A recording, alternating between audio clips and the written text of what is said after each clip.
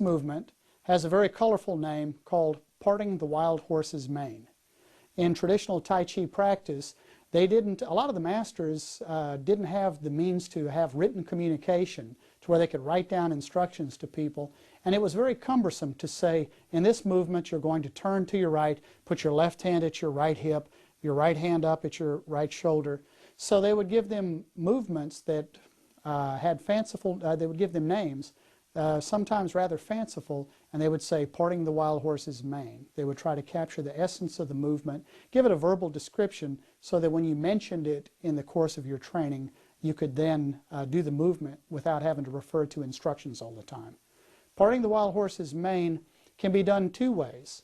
It can be done as a stationary movement where you're practicing in one place, and as a movement sequence where you're actually going to start moving forward in something of a zigzag fashion. I'll show you both ways. If you have limited space, you can certainly do just the first variation.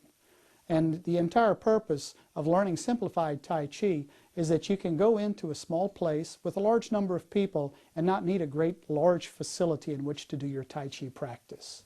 So it's possible to modify the movements to suit the space as well as to suit the individuals practicing. Parting the wild horse's mane starts with one foot out, 45 degrees, the other foot out, about 45 degrees the other way. So basically, your feet are in 90-degree opposition. You start with the left hand under your right hip, your right hand at your right shoulder. It looks as though you're holding a ball. Your body is turned slightly off angle, and what happens is you're going to shift your weight from your right leg to your left leg, and as you shift your weight, you're going to allow the left hand to rise, and the right hand pushes down to your hip. Then you turn the hands over, retreat to the starting position, and repeat the movement, turning and stopping. It's really important that you coordinate your movement so that the shifting of your weight and the movement of your hands stop at the same time. It's part of the coordination.